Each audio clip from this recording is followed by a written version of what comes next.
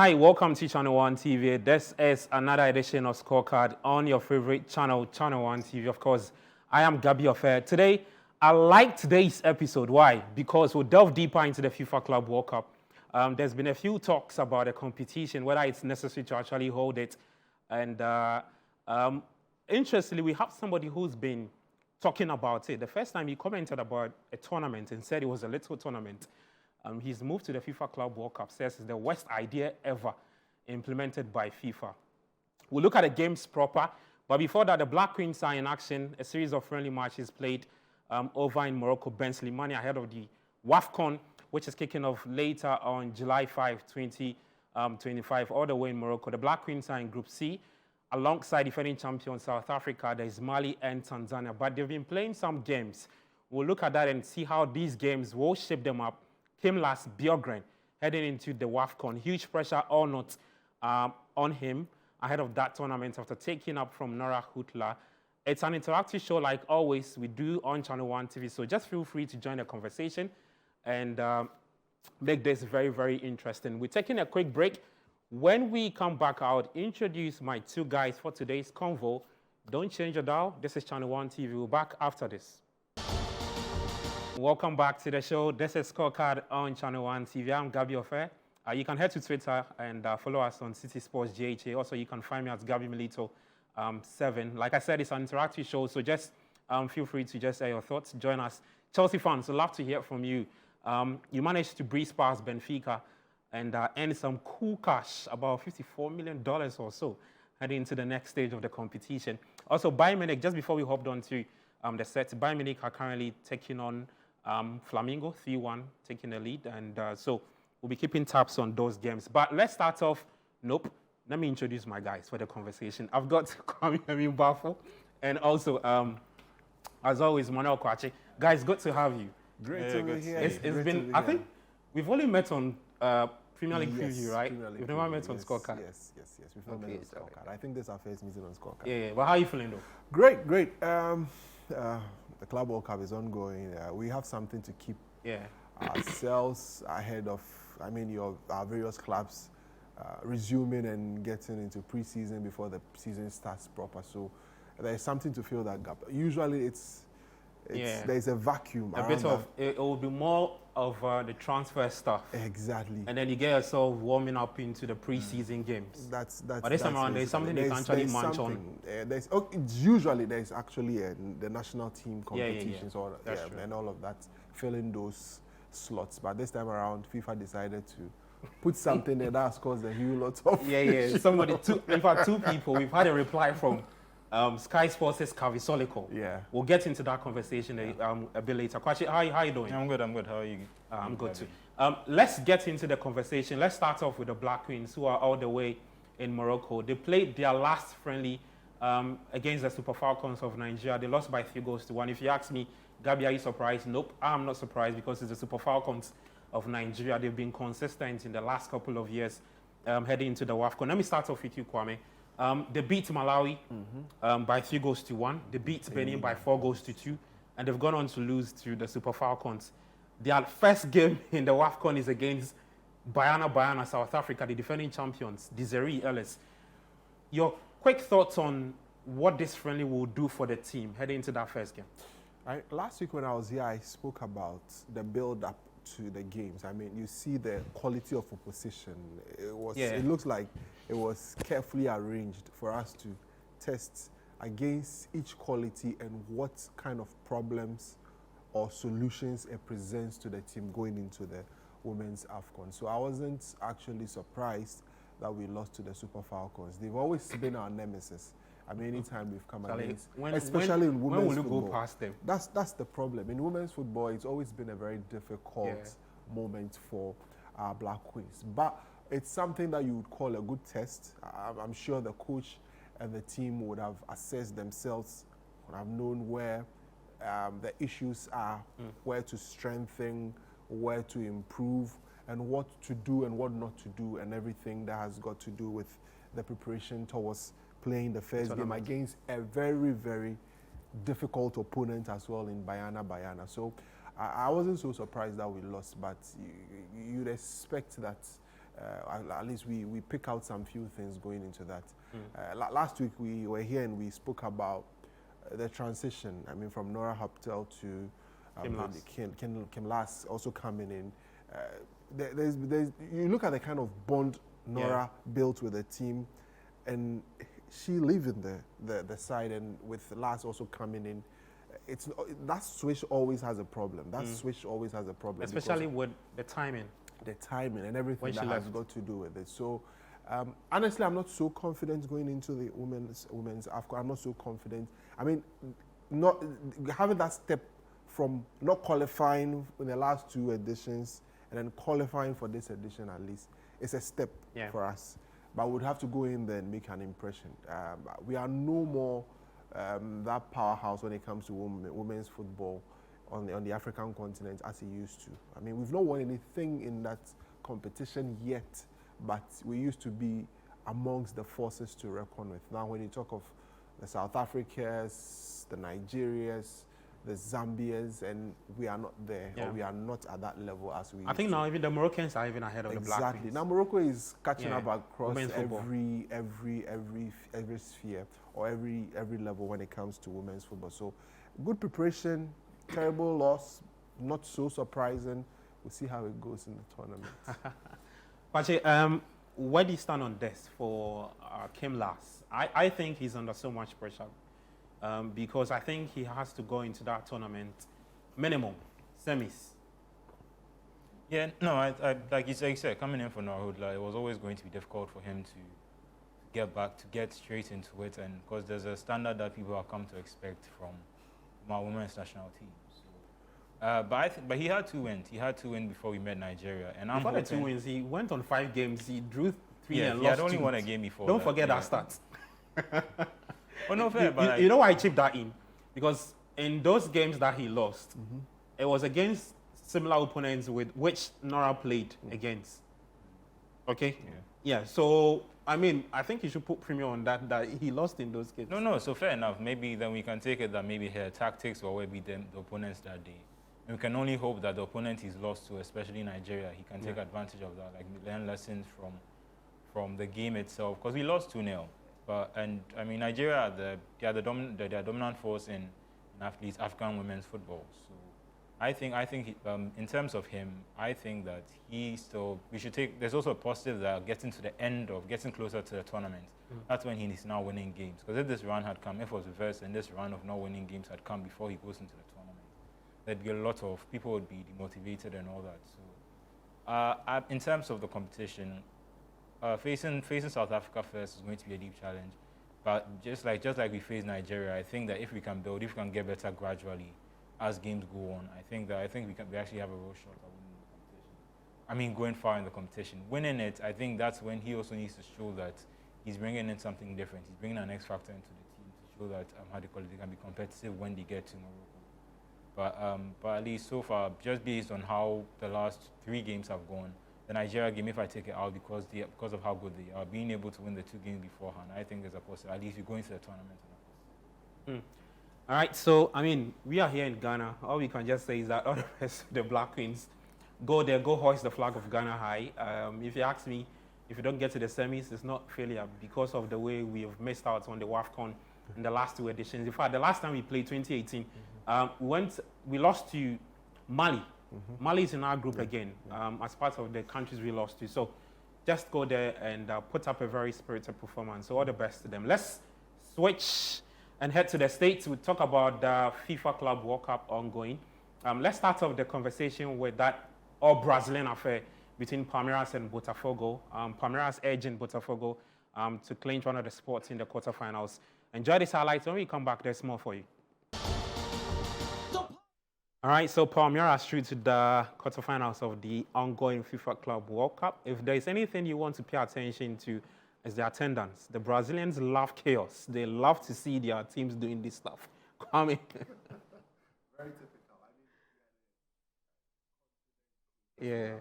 Okay, so it's not so surprising that any game that has involved any of the South American teams have had a lot of fans trooping in. Yeah. I mean, there was something interesting. And that's very surprising. There was this interesting thing I saw. I think between one River Plate, one Japanese traveled all the way Oh, yeah. to where a River Plate, Reds. yes, Yeah. Reds, to support that. I think Yeah. River- That was River that's Plate was Reds. playing, Yes, rival team. exactly, and he had to travel all the way from Japan. I mean, that's some level of Against proper against some supporters. level of against I've never seen before. But it wasn't so surprising. Very interesting game. Botafogo, I mean, if you've checked the last 5 games against Palmeiras, they've not lost. Yeah. They've drawn, I think, twice and won 3 times against them. They are reigning Copa Libertadores champions. Yeah. And if you check the start of the game, at some point I was asking myself, it looks like the referee has gotten the memo, because the sheer physicality of the game and the way the game played out, I wasn't so surprised. It looked like, and that's he understood the occasion. Exactly, that's typical when it comes to these Brazilian teams coming at each other in games like that. So I wasn't so surprised. You watch the game, and at every start available throughout the game, they cancelled each other. Yeah. I mean, the possession wasn't so far off from both teams. The number of fouls, the number of, and that shows you the reason why the game had to travel to that extent for the teams to be able to, I mean, for Paulinho to be able to slot in that goal. It took a lot of hard work. If you see how they had to, I mean, get the ball through the legs of the people, the defender straight into the net, and at that point, it tells you how much of excitement it brought to them throughout the game. So I wasn't so surprised that Palmeiras were able to fight back. Games like this, or in tournaments like this, it's all about the fight. It's all about you having that sheer quality to be able to, I mean, scale over the other teams. So I wasn't so surprised. Botafogo, for me, were the team. I mean, you look at the structure of that team and how very resolute they are at the back, how they are able to, I mean, marshal their defense and make sure to make it very difficult for teams to score against them. I wasn't so surprised, but Palmeiras were able to find a way around it, and it was a good win for them as they qualified to the next round. All right, Coach, quick thoughts. I mean, prior to the run of 60 matches kicking off, a lot of people were high praise for the Brazilian teams, but we had 2 Brazilian teams cancelling each other out. I think per the result we have now, means that a lot of them, so I think 3 of them would exit now. Yeah. Because Flamengo is also losing. Flamengo is losing, I think. Fluminense play against Inter Milan. Yes. So they still have a chance. But just quick thoughts on what the Brazilians have brought to this competition. I don't want to be cliche, but I'd say heart. I'd say heart and passion. And that's the thing that excited me about this game, is that I was able to see there's been a lot in this game, and it happens at World Cups too. So I feel like people are using it as criticism for this tournament. But sometimes you meet teams that are not equally matched in any way whatsoever. And there's a positive of the Brazilian teams playing each other. At least one of them makes it to the quarterfinals. Palmeiras now will go on and face Chelsea. Yeah. And there's a chance that they can progress, even if the other teams do not progress. But like we were saying last week, the quality in the European teams will always come through. And I feel like at this stage of the tournament now, getting towards the end, I feel like the European teams, if their tactics are right, if their players are up for it, I feel like they will be able to overcome the Brazilian team. So even though the Brazilian team started the tournament really well, I feel like getting towards the end of it, I think we'll see where the quality is. Looks like it's 3-2 in that game against. Oh, okay. So Flamengo drawing 1 back, so 3-2. We'll get more updates on that. But let's quickly take this one from Benfica versus Chelsea, and then we'll get to hear from Enzo Maresca, and then we'll bring some more perspective. We have somebody in there to let us understand some of the few things that have popped up from the FIFA Club World Cup. So Chelsea up against Benfica, and then Chelsea's head coach Enzo Maresca. Some few words after the game. All right, Chelsea progressing to the quarterfinal stage of the FIFA Club World Cup, beating Benfica by 4 goals to 1. But that game was marred by a few things, weather concerns, and that controversial penalty that was given to Benfica. Angel Di Maria converting from the spot kick. We're taking a quick break. When we come back, we'll get into the Chelsea conversation more, and then we'll touch on some other highlights from the FIFA Club World Cup. You're still watching Scorecard on Channel 1 TV. I'm Gabi Ofel. We're back after this. All right, welcome back to the show. This is Scorecard on Channel 1 TV. I'm Gabi Ofel. I'm doing this with Kwame Emin Bafo and Tumano Kwache. Also joining me from the States is Godfred Akoto to get into the FIFA Club World Cup conversation more, especially some of the pitch issues. The recent one was that prolonged break between Chelsea and Benfica. I mean, Chelsea took the lead somewhere about the 68 minutes. That game had to be halted in the 86th minutes. Took about 2 hours and some few minutes for them to return and come and continue. Benfica came back into the game. Chelsea managed to win by 4-1. But let me just get quick thoughts from Godfred. It's about the 7th time we've seen at the FIFA Club World Cup tournaments that games have had to be halted.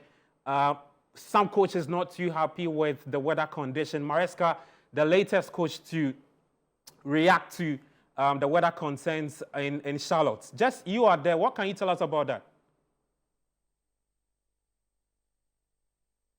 Well, I think that there's a bit of also a cultural difference here that is creating problems.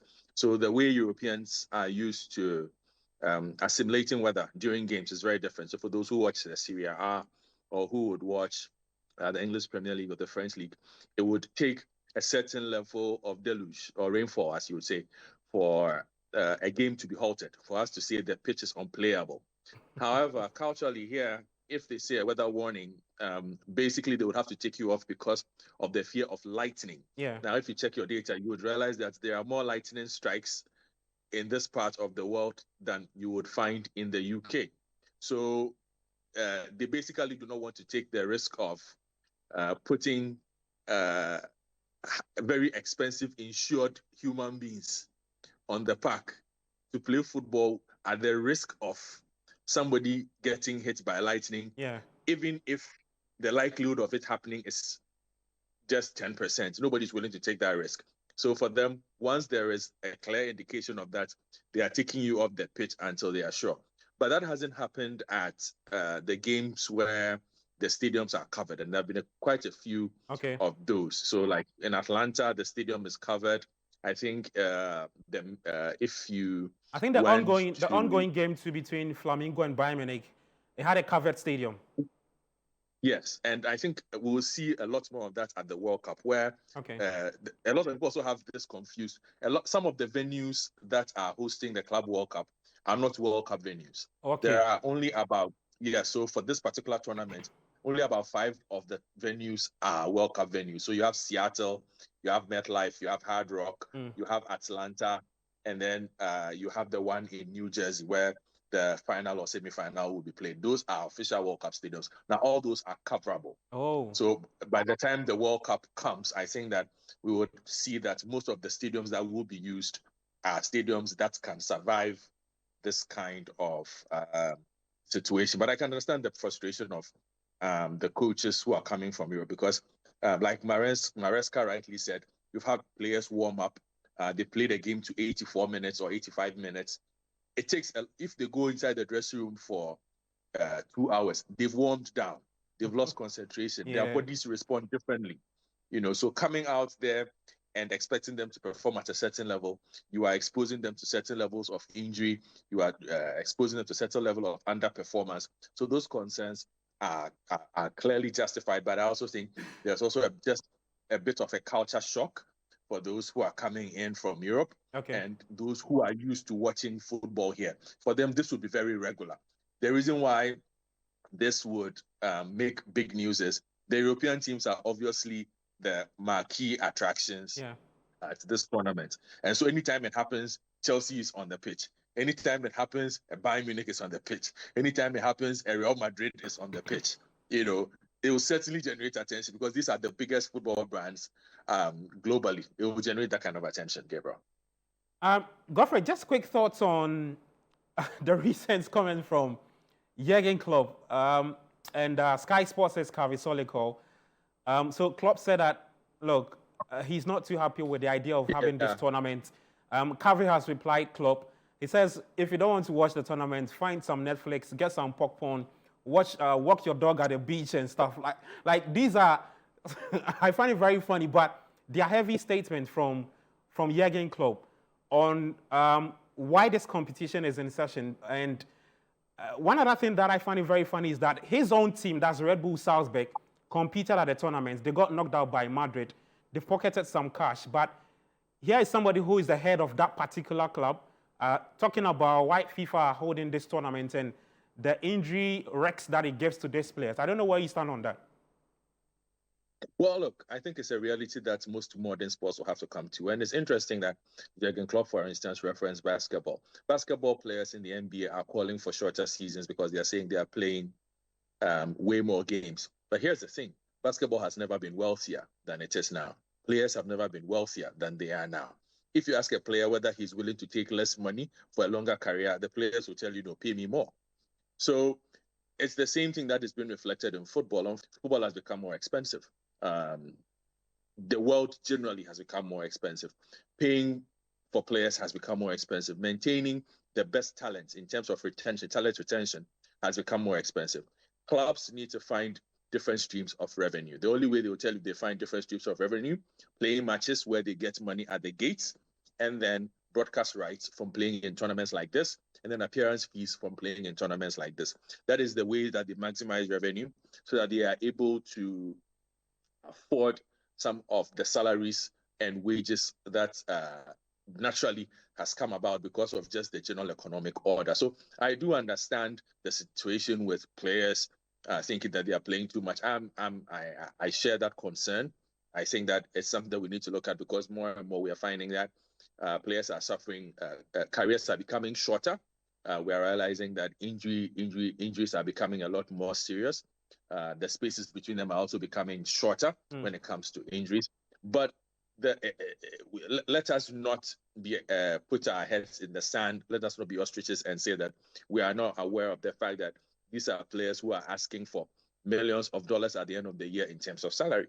And the question must be asked, how do you expect the teams to afford this? You want to be paid 20 million, you have to pay games that bring in 20 million. That is the only way that this cycle is going to work. So I think in the end, Karl-Heinz Rummenigge is the one who stands in the middle of this argument, former Bayern Munich president, who says that, look, a conversation can be had. If you want us to play less games, let's discuss it. Are you willing to take less money as well? Then the clubs will be able to say we can afford it. Other than that, it's a crossroads for the game. And it's, like I said, it's not just happening in football, it's happening in almost all the major sports across the world. Even if you look at track and field, for instance, they are trying to even get more events on the calendar because they are saying the athletes are underpaid, which is why Michael Johnson's Grand Prix is coming on and all those things. Everybody is looking for ways to maximize revenue in the world that we live in. And unfortunately, football is not any different. It just becomes more apparent because it is the most popular sport on planet Earth, so everybody will notice. Godfrey, my final question. This time to the games itself, I think we are about 3 or 4 teams have not progressed to the quarters. Chelsea are through, PSG are through. I don't know the scores with Bayern and Flamengo, but I think the last time we checked, Bayern are in the lead. So if it stays like this, Bayern will also progress to 3-2, I think, to the quarters. You've been watching a lot of these games. Are you impressed with the quality of football displayed by the Europeans and the Brazilians? I don't know any other you want to touch on. Well, I think that they've played through this, particularly with the Europeans. They've played this with a proper tournament mentality. They are used to playing in tournaments like this because of the Champions League, Cup competitions, whatever. And so are the South Americans, very much used to this kind of intensity. The group stages were a bit mixed because then you have teams of very different strengths facing each other. So some were a bit lopsided. But the knockout games, I must admit, have been a lot more interesting, a lot more competitive. But the European teams, obviously, have superior talent at their disposal. They have deeper squads, which is what has seen them overcome the South Americans in some of the more interesting games that we've seen. But also, let's admit, there are more European teams. So you are likely to have more European teams survive than South American teams. There are twice as many European teams as there are South American teams. So it's very likely that we are going to have a knockout stage that is dominated by the European superpowers, as it is, by virtue of the deeper squads they have. But I have enjoyed most of the games. Today I was at the Inter Miami PSG game. PSG game. It was the first half was the first half was pretty disappointing. It was like a walk in the park. The quality gap between the two teams was night telling, and day. It was night and day, and That's why the game has become expensive. Yeah. If you look at the bench of Paris Saint-Germain, the bench of Paris Saint-Germain would basically still beat Inter Miami 4-0. Yeah. It was not going to change the I scoreline. I saw your tweet about Luis Enrique introducing Ousmane Dembele. And you were surprised at that decision.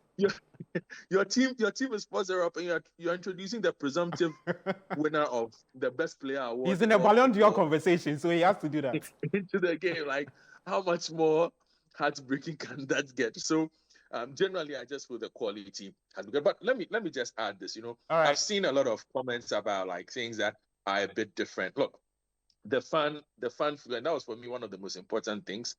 Getting to feel this tournament as a fan rather than a journalist, because all the tournaments that I've covered, I covered as a journalist. Yeah. But I wanted to experience what fans experience, And look, for the fans, this has been a great experience.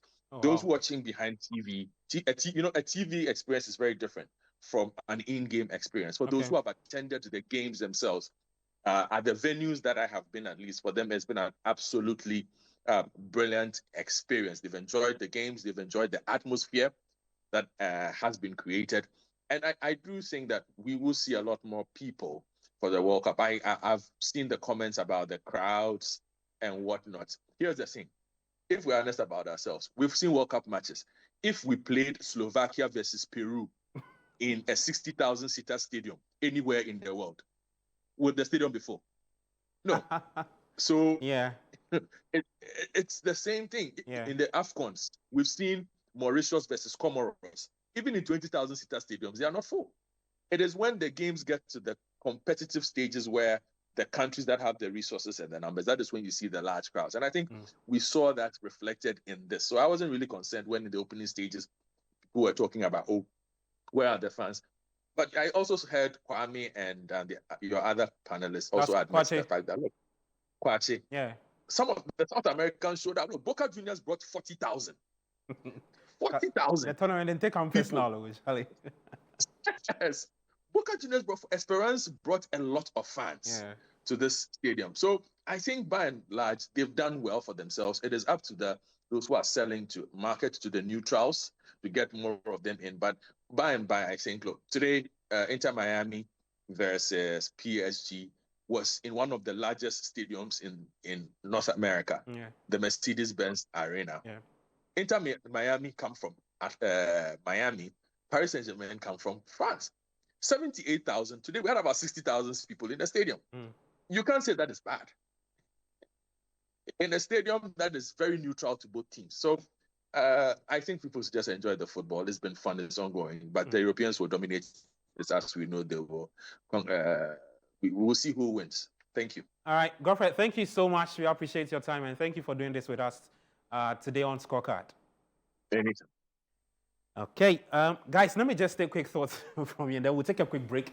When we come back, we'll do the PSG Inter Miami game, and then we'll try and see if we can touch on what Club and Kari Solikol said with regards to the FIFA Club World Cup. But, Kwame, I don't know, what he said, did anything strike you in there?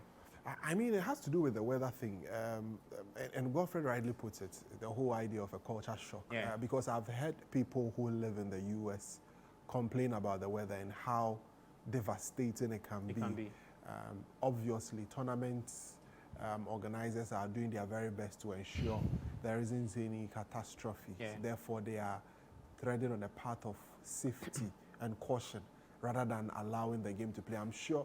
Yesterday, I think I was watching with my brother, and he was like, if it was Ghana, I would have continued to play. We don't really care about the weather. The game would continue. The game would continue. Why is your brother doing this? But that's actually the truth. We thrive in chaos and all of that. We'll continue the following morning. But I mean, there's a point to it, because the whole thing happened because it's protocol. So once they see the lightning, they have to move people inside. It's like if this and that. But obviously, maybe Ghana will not be as cautious as they would be in the US.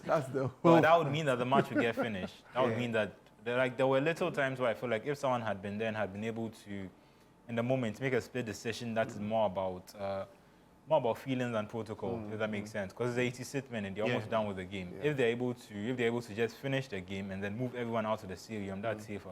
But they had to come back and play to a much more, like the crowd was much less. And given the fact that there's a World Cup next year, there's no, obviously I hear Godfrey is saying maybe they'll try and put the facilities in place, infrastructure in place, but there's no guarantee that by next year, by the time the group stages are kicking off, you're going to have enough stadiums with covers or with the rights. I wanted to ask him that question about what this means for the World Cup next year. I mean, because it'll be the the same World thing. Cup will be It's held the the same same thing time next year. If I heard him right, he mentioned spoke that about the kind of not all the stadiums will be hosting the games. Yes, exactly. I think that he makes a good point. No, it's not all the same stadiums, but I don't think they have enough stadiums with covers because that's the whole main point. But If they remember, have, the World Cup is in Mexico, the US, and Canada. So definitely, it's not going to be. I'm sure FIFA has a plan to all definitely this because look, the World Cup is the biggest tournament. You don't want it being marred by weather concerns and stuff. Like this is the biggest club tournament in the world as well. So why were they not prepared? So it's either one of two things. It's either they knew about it and they were not prepared for it, or they did not know about it, which is slightly worse. Okay. So, guys, let's take a quick break. When we come back, we'll get into a lot more conversation on that. You can join the conversation by sending your thoughts on what we've touched on so far. A Chelsea fan, just reach out. Even if your team is not participating at the FIFA Club World Cup, just reach out. If you want to touch on the Black Queens, feel free to do so. I'm Gabi Ofe. You're still watching Channel 1 TV. Doing this with Kwame Amin Bafo and Kwache Manuel. We'll be back with more. All right, so welcome back from the break. This is Scorecard on Channel 1 TV. I'm Gabi Ofe, and I'm in studio with Manuel Kwache and also Kwame Amin Bafo. Let's still stay with the FIFA Club World Cup. This time we head into PSG's 4-0 out of Inter Miami. Messi played that game, but yeah, it's Messi. I mean, he's agent. There isn't much he can do. You know, he had a bunch of 36 and 38. He's playing against 36 and 38. So, I mean, you can't be messing up with Desiree Doué and Vrash. Let's check out the highlights. We're back to talk more. All right, so Bayern Munich progressing to the quarterfinal stage of the FIFA Club World Cup. And so it's a big one for the German team. Let me try and read some messages and I'll take quick thoughts from the guys. This one says, I hope PSG wins the Club World Cup so Nuno Mendes can grab the Ballon d'Or. The guy is just too good. Prekese Kwame, aristocrat from Kaswa, Old Barrier. Good evening. So Manchester United is still with Harry Maguire and with no major signing. I don't understand why we are wasting over 60 million on Mbeumo without a proper striker. Oh my God. Fred from Signani here. So random, you know, he might talking about the Club World Cup. Anyway. This is so random. Quite just hold on for me. Hello, Gabi. This is Evan from Takrade. It says Chelsea is into proper business this season. Watch out, are you? You are watching. Okay. Good evening, my favorite sports crew. This is Olumide Ezekiel texting all the way from Nigeria. I want to say a big congrats to my darling club Chelsea. For progressing to the next round of the Club World Cup, despite the match being a hectic one. For me, Chelsea are among the favorites to win the tournament, despite the criticisms. Okay. Good evening, Gabi. I'm really impressed so far with the performance of Chelsea at the ongoing FIFA Club World Cup. My worry is that they could sometimes play some of the players out of position, and I hope as time goes on, he will stick to his proper formation he wishes to play. Palmeiras should get ready because we are kicking them out of the competition next round. PK from Ahafo Sankore. So the Chelsea fans are now coming out with their show after beating Benfica and progressing to the quarterfinal. When they lost to Flamengo, they didn't text on the show. I don't know. You did. You texted. Okay. I don't know about that. Guys, just quick one on the Bayern game, and we'll wrap for us. It started quite well. I'm not too surprised. Last week we said here that when it gets to the business end of the competition, definitely, you would have the big teams showing up. So I'm not so surprised that the European teams are. But just to come in, but that's actually the disappointment. Because if you look, I think City, Dortmund play Monterrey, City play Al Hilal, and there are a few more games. There are two more games, but most of the teams, the European teams, are the ones that are looking like they're going to progress. That was the positive of Botafogo playing Palmeiras, because I think one of them gets to the semi-final. But now, if you look at the way it's going with Bayern going through, it looks like most of the European teams are the ones that are going to be in the semi-finals and the finals. So, in the end, it's just slightly disappointing given how open it started. But I mean, I'm not too surprised. They are the attraction. They are the ones. That's why they are getting a lot of the cash out of the competition. They are the ones that a lot of people know, so I'm not so surprised that they are getting it. They've got the quality. Not so surprising that Jurgen Klopp is out there trying to fight for them. And Rummenigge is on the other side, saying that they have to find a way to, deal with the situation. But, he actually makes a good point. But just on something Kwame said, competitions like this are the ways in which they maybe play less. Because if they're able to create competitions where they make money from it, they're able to find different revenue streams, like Godfred was saying. Maybe this is, even though the competition itself beginning because of the amount of games they have to play, it's a bad you make thing. revenue. It's actually a way to actually do Once you make revenue, maybe you can buy more players, expand your FFP squad. And maybe you don't have to play as many competitions. Or maybe you have a much bigger squad. So that you can play competitions like this and it won't affect the whole team. Kwame, final words. Well, there has to be a whole reboot about the system because the organizers want money, the fans want football, the players want to play less. I mean, it looks as if there are a lot of competing interests that has to be properly structured. If not, we still want. For me, I want to watch football. I want to see the players play. You want to see the best players playing in the biggest competition. So definitely that's it. So until that reboot happens, everybody will get greedy. That's the whole point. All right, guys, thank you so much, Kwame Amin Bafo and Manuel Kwache, Angelo. Yeah, your name they come from me sometimes. Why? Manuel Kwache Angelo. He's not Portuguese. Or you Portuguese? No, Ghanaian. Okay, you be Ghanaian. Yeah, my name is Gabi Ofer. Thank you so much for watching this. We're back same time next week. Don't change your dial. We still got some more interesting shows for you on Channel 1 TV. Thank you so much for doing this with us. Stay blessed.